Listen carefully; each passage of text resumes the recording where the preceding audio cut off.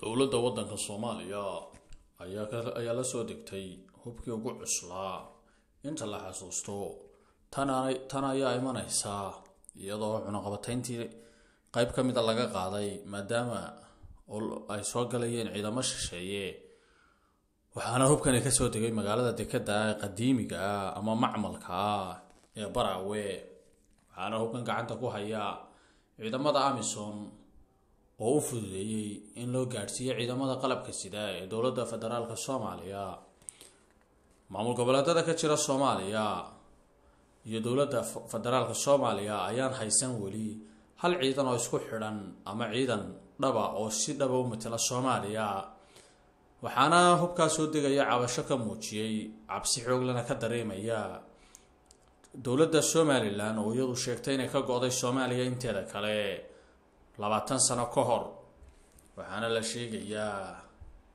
inay tani keenayso khalkhal dhinaca ammaanka maadaama oo ay dacalka kalena isku dayayaan inay iyaguna soo helaan hub la u dhigma hubka ka soo degaya halkaas dowladda Soomaaliya ayaa intii u dambeysay xagga hubka iyo saanada ciidamada aad looga caawinayay waxaana wadamada ka caawiya caawimada fiican ka siiya hoggaanka u haya waddanka Turkiga oo sameeyay saldhig weyn doonayana markii walba inuu ka soo saaro difacado ciidamo qalabka sida oo Soomaaliya lagu xoojinayo iyo saanadoodii militariga luqadda Turkigana si fiican u fahmaya waxaana laga yaabaa la leeyahay inay si yar oo fudud Soomaaliya ku noqoto Soomaaliyadii ay ahaan jirtay ee 70-meeyadii xoogga badnayd maadaama oo xilligaana dowladda waddanka Ruushka oo ahayd midowga hogaamiyihii midowgii Sofiyeetiga ay gelisay dhaqaale iyo awood badan oo ay ciidamada Soomaaliya ku dhisaysay markii dambena u saamaxday inay ciidamadu qabsadaan talada waddankii la oran jiray Soomaaliya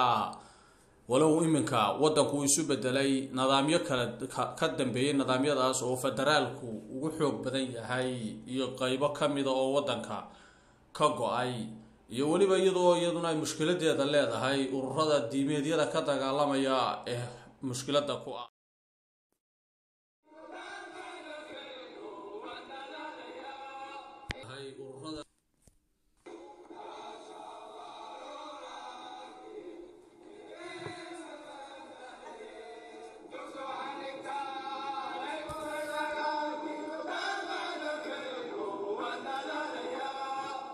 Somali hasuba ukulunda Turkiye oranıyorum.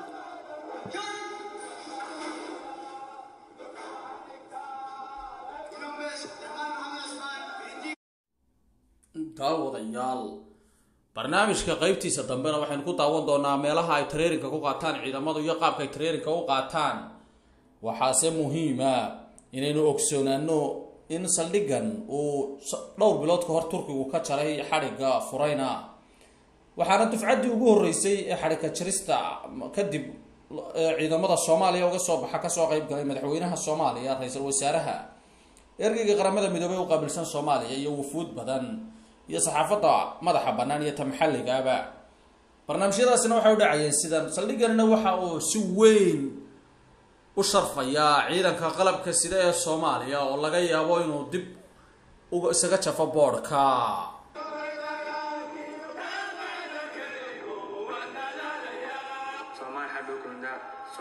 Somali ordusu için subay etiyor. Somali harbi okulu büyük ve güzel bir okul. Buradan mezun olacak ve çok iyi. Latine ve Türkiye Cumhuriyeti Cumhurbaşkanı Recep Tayyip Erdoğan çok teşekkür ediyorum. Çok teşekkür ediyorum.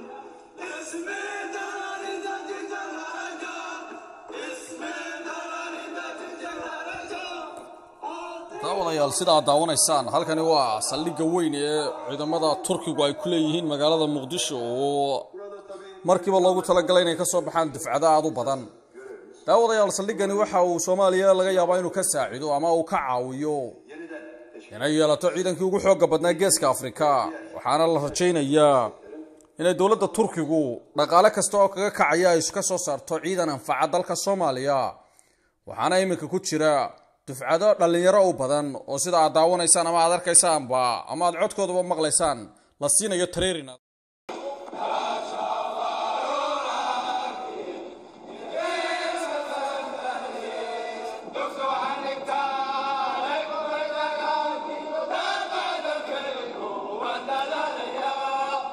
Somali hasuba okulunda Türkiye öğreniyorum.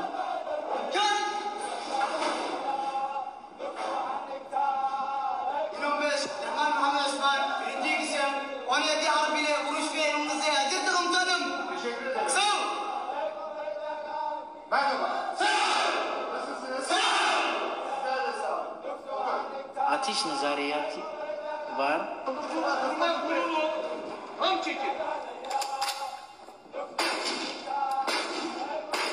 Komutanlarla beraber sabah sporu yapıyoruz.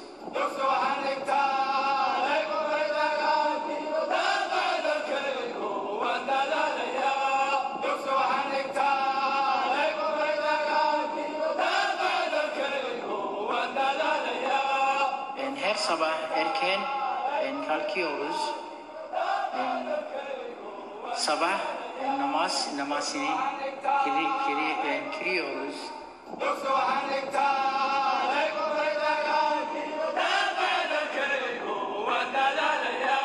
Somali Harbi Okulu'nda Somali ordusu için subay yatıyor. Somali Harbi Okulu büyük ve güzel bir okul. Burada mezun olacak ve çok iyi subay olacağız. Ve çok iyi subay olacağız. Somali ordusu bizim güçlü olacak.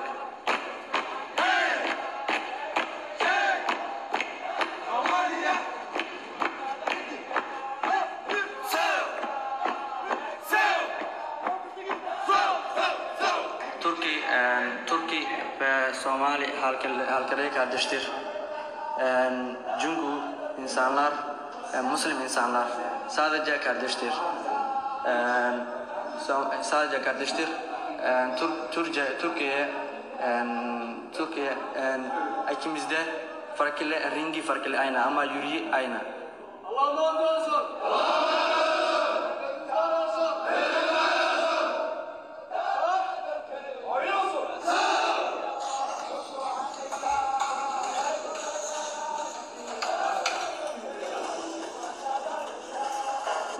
Yıl önce Somali zor durumdu. Türkiye geldi ve yardım etti. Şimdi Somali zor durumdu. Yeni Türkiye geldi ve bize yardım ediyoruz. Tarihteki ve şimdiki yardımları için Türkiye milletine ve Türkiye Cumhuriyeti Cumhurbaşkanı Recep Tayyip Erdoğan çok teşekkür ediyorum. Çok teşekkür ediyorum.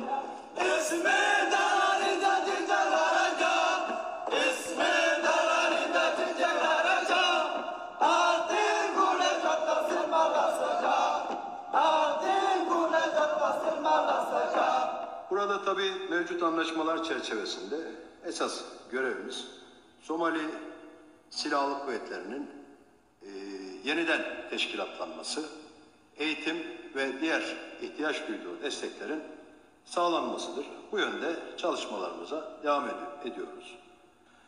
Şuna inanıyoruz ki okulumuz, Harp Okulumuz, Assubay Okulumuz ve eğitim merkezimiz bu şekilde çalıştığı sürece Somali ordusunun saflarına bizim yetiştirdiğimiz subay, assubay ve erbaşerleri dahil ettiğimizde belli bir süre sonra burada istikrarın, güven ve huzur ortamının sağlanacağını, bu ortam içerisinde de diğer sistemlerin kademeli olarak gelişmeye başlayacağını değerlendiriyoruz. Bu düşünceyle görevimizin önemli olduğunun farkındayız ve bu bilinçle de vazifemizi yapmaya çalışıyoruz. Somali halkı nezdinde çok olumlu geri dönüşler alıyoruz. Buradaki öğrencilerimiz burada olmaktan çok mutlular. Canla başla şevkle eğitimlerine devam ediyorlar. Bunu görmekten de son derece mesuduz.